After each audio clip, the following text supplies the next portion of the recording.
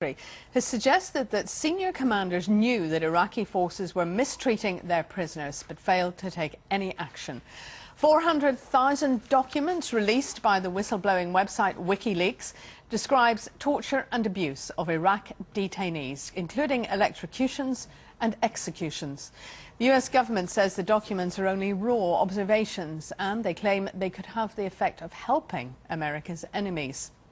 Now, WikiLeaks has been holding a news conference this morning in central London, and a short time ago its founder, Julian Assange, defended his decision to publish the documents about the Iraq war.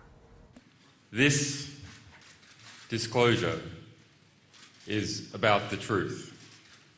Philip Knightley, the great investigative reporter and Australian who for the past 30 or 40 years has made the UK his home, said that the first casualty of war is the truth. But the attack on the truth by war begins long before war starts and continues long after a war ends. In our release of these 400,000 documents about the Iraq war, the intimate detail of that war from the US perspective, we hope to correct some of that attack on the truth that occurred before the war, during the war, and which has continued on since the war officially concluded. That's Julian Assange. Well, the Professor John Sloboda of the independent group Iraq Body Count told the press conference that the information gathered by US soldiers themselves about the Iraq death toll made for shocking reading. Day by day, secretly, soldiers all over Iraq have been writing detailed reports of the violent deaths they cause, witness, or are informed about. Dates, times, precise locations, names, ages, and occupations of victims have all been stored away in these logs. It is very good that this data has been collected, but it is wrong and unjustifiable that it has been kept secret for so long. Iraq Body Count has started the huge task of integrating the new information into the existing patchwork, just as we would for any other source brought to our attention. In the few weeks since we've had access to the logs, we've only scratched the surface. But by careful sampling and matching of these logs against what is already in our database, we have a clear, emerging picture of what these logs contain as a whole. Well, our security correspondent Gordon Carrera has been at this press conference and he joins me now from central London. And Gordon, what headlines did you pick out that we didn't already know? Well, I think we've been learning over the last few hours, really, what's in these logs. There may be much more, because you have to remember there's nearly 400,000 documents, and so it will take some time to really digest what's in them. But a number of media organisations did have early access to this, to these logs, and have started producing their reports. We've also had the first look at them. There do appear to be an enormous amount of detail on abuse and perhaps torture by Iraqi security forces, which was reported by the Americans but not necessarily investigated. Also, really, more details on civilian casualties. The group Iraq Body Count, who've been at this press conference, are saying they now estimate that 150,000 people were killed since 2003, 80% of civilians. And I think it will be in the individual stories of how some of those people died that the power of these logs will come forth, rather than just in the abstract numbers. We've heard this week from the Secretary of State, US Secretary of State Hillary Clinton, condemning the release of them, talking about it putting the lives of the United States and its partner service members and civilians at risk. But if we leave that aside for one moment, it's the embarrassment of it being put into the public domain as well, isn't it, Gordon? Well, absolutely, particularly in the United States, particularly perhaps for the Obama administration, if some of the problems continued not just in the Bush administration but through into the Obama administration. There is this question, though, as you said, about how much this will endanger future operations. They said that about the Afghan release, which came in July, and there's been a debate about whether that actually did endanger security and whether there have been any deaths as a result of it. Here at the press conference they were saying that there is no evidence of that, but the US has been saying that these leaks do endanger national security. I think one of the things that has come through is the detail that's been in it, including the names of all these civilians who are unreported to this point. Well, that's right.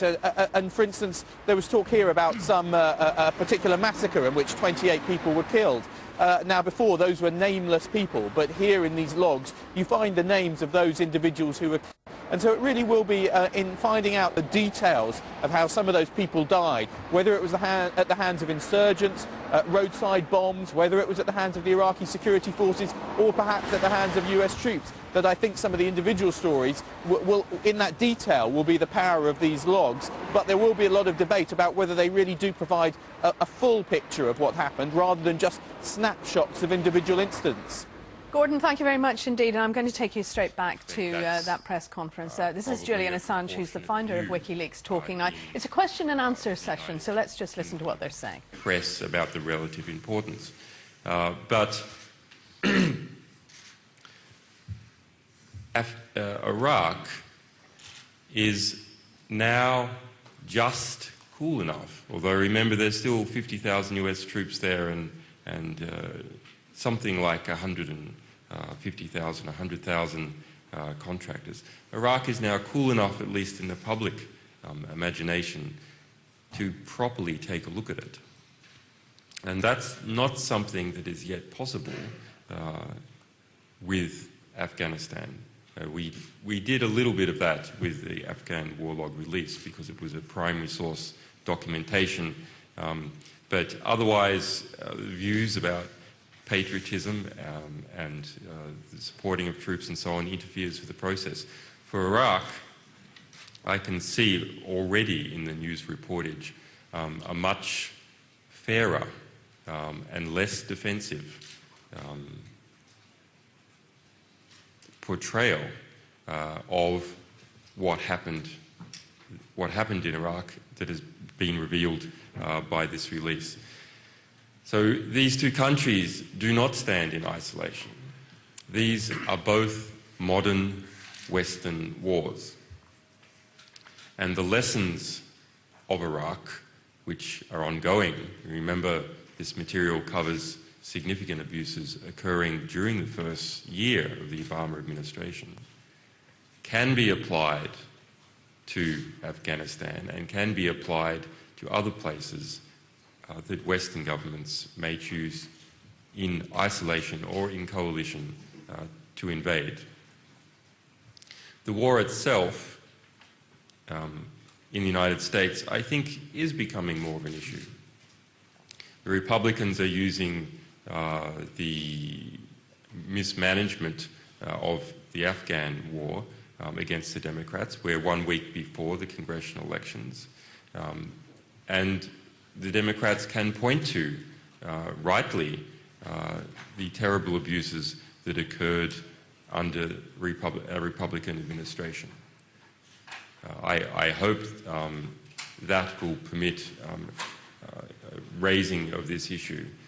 But I think in the last 24 hours, the press has been doing precisely what they should, and there's a good and broad spectrum. And you know, the press, when it concentrates on a press issue, can overplay things. But I think their response to this issue has been broad and proportionate, and will continue. And we'll leave the press conference there again for Julian Assange, the editor of WikiLeaks and founder of it, talking there.